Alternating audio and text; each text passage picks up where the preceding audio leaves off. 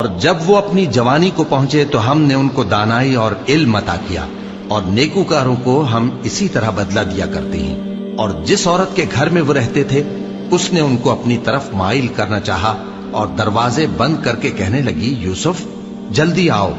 انہوں نے کہا کہ اللہ پناہ میں رکھے، وہ یعنی تمہارے میاں تو میرے آقا ہیں، انہوں نے مجھے اچھی طرح سے رکھا ہے،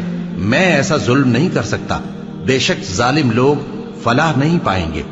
اور اس عورت نے ان کا قصد کیا اور انہوں نے اس کا قصد کیا۔ اگر وہ اپنے پروردگار کی نشانی نہ دیکھتے تو جو ہوتا سو ہوتا۔ یوں اس لیے کیا گیا کہ ہم ان سے برائی اور بے حیائی کو روک دیں، بے شک وہ ہمارے چنے ہوئے بندوں میں سے تھے۔ اور دونوں دروازے کی طرف بھاگے، آگے یوسف پیچھے زلیخا، اور عورت نے ان کا کرتا پیچھے سے پکڑ کر جو کھینچا تو پھاڑ ڈالا، اور دونوں کو دروازے کے پاس عورت کا خاوند مل گیا۔ تو عورت بولی کہ جو شخص تمہاری بیوی کے ساتھ برا ارادہ کرے اس کی اس کے سوا کیا سزا ہے کہ یا تو قید کیا جائے یا اسے دکھ کا عذاب دیا جائے۔ یوسف نے کہا، اسی نے مجھ کو اپنی طرف مائل کرنا چاہا تھا۔ اور اس کے خاندان میں سے ایک گواہ نے گواہی دی کہ اگر اس کا کرتا آگے سے پھٹا ہو تو یہ سچی اور یوسف جھوٹا ہے،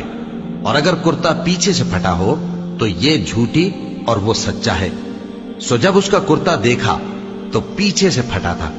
تب اس نے زلیخا سے کہا کہ یہ تمہارا ہی فریب ہے، اور کچھ شک نہیں کہ تم عورتوں کے فریب بڑے بھاری ہوتے ہیں۔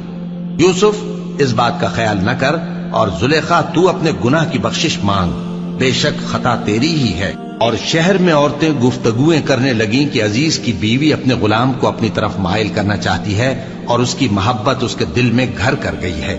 ہم دیکھتی ہیں کہ وہ کھلی گمراہی میں ہے۔ پھر جب زلیخا نے ان عورتوں کی گفتگو جو حقیقت میں دیدار یوسف کے لیے ایک چال تھی سنی، تو ان کے پاس دعوت کا پیغام بھیجا اور ان کے لیے ایک محفل مرتب کی، اور پھل تراشنے کے لیے ہر ایک کو ایک ایک چھری دی، اور یوسف سے کہا کہ ان کے سامنے آؤ۔ جب عورتوں نے ان کو دیکھا تو ان کا روب حسن ان پر ایسا چھا گیا کہ پھل تراشتے تراشتے اپنے ہاتھ کاٹ لیے،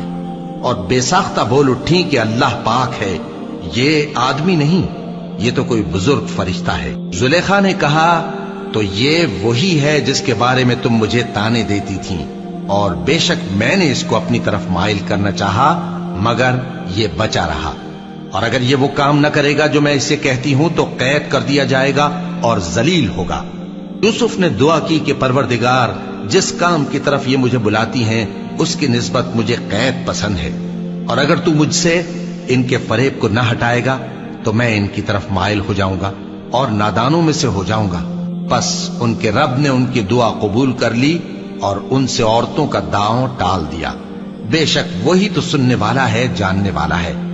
پھر باوجود اس کے کہ وہ لوگ ان کی بے گناہی کے نشان دیکھ چکے تھے، ان کی رائے یہی ٹھہری کہ کچھ عرصے کے لیے ان کو قید ہی کر دیں، اور ان کے ساتھ دو اور جوان بھی داخل زندہ ہوئے۔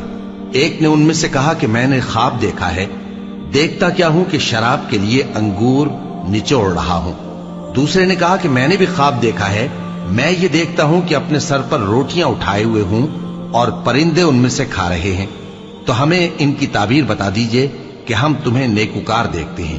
یوسف نے کہا کہ جو کھانا تم کو ملنے والا ہے وہ آنے نہیں پائے گا کہ میں اس سے پہلے تم کو اس کی تعبیر بتا دوں گا۔ یہ ان باتوں میں سے ہے جو میرے پروردگار نے مجھے سکھائی ہیں۔ جو لوگ اللہ پر ایمان نہیں لاتے اور آخرت کا انکار کرتے ہیں، میں نے ان کا مذہب چھوڑ دیا ہے،